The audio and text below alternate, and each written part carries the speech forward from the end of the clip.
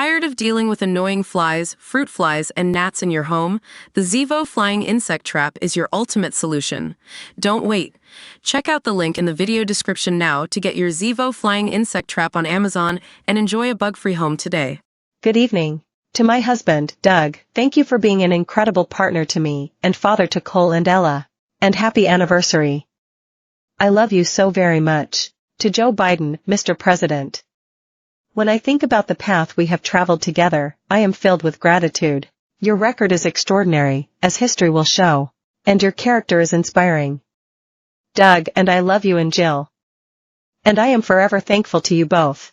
And to Coach Tim Walz, you are going to be an incredible vice president.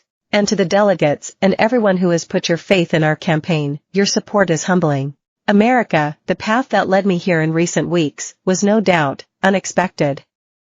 But I'm no stranger to unlikely journeys. My mother Kamala Harris had one of her own. I miss her every day. Especially now. And I know she's looking down tonight. And smiling. My mother was 19 when she crossed the world alone, traveling from India to California, with an unshakable dream to be the scientist who would cure breast cancer. When she finished school, she was supposed to return home to a traditional arranged marriage. But, as fate would have it, she met my father, Donald Harris, a student from Jamaica. They fell in love and got married, and that act of self-determination made my sister Maya and me.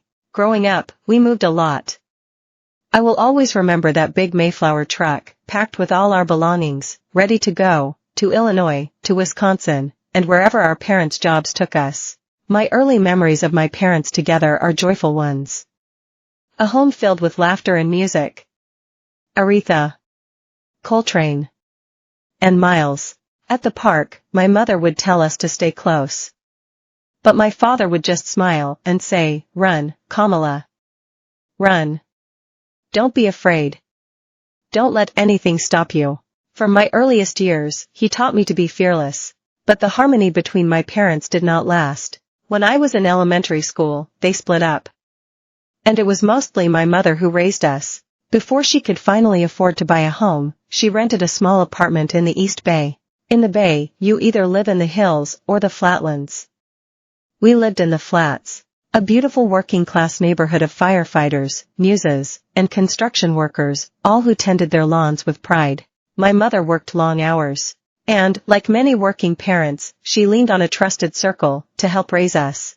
Mrs. Shelton, who ran the daycare below us and became a second mother. Uncle Sherman, Aunt Mary, Uncle Freddie, and Auntie Chris, none of them family by blood. And all of them family by love. Family who taught us how to make gumbo, how to play chess, and sometimes even let us win. Family who loved us, believed in us, and told us we could be anything, do anything. They instilled in us the values they personified. Community, faith, and the importance of treating others as you would want to be treated.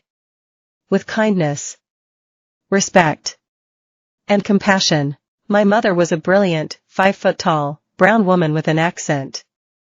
And, as the eldest child, I saw how the world would sometimes treat her. But she never lost her cool. She was tough, courageous, a trailblazer in the fight for women's health.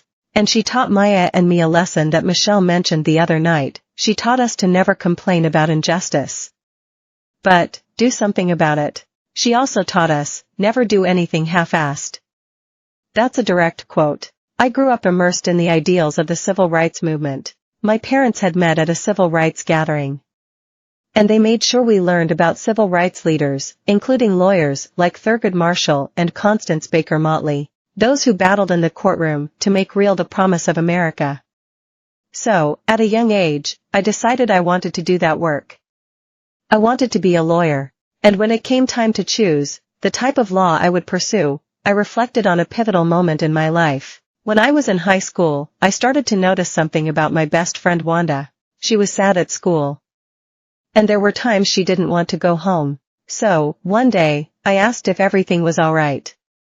And she confided in me that she was being sexually abused by her stepfather. And I immediately told her she had to come stay with us. And she did. That is one of the reasons I became a prosecutor, to protect people like Wanda. Because I believe everyone has a right to SA.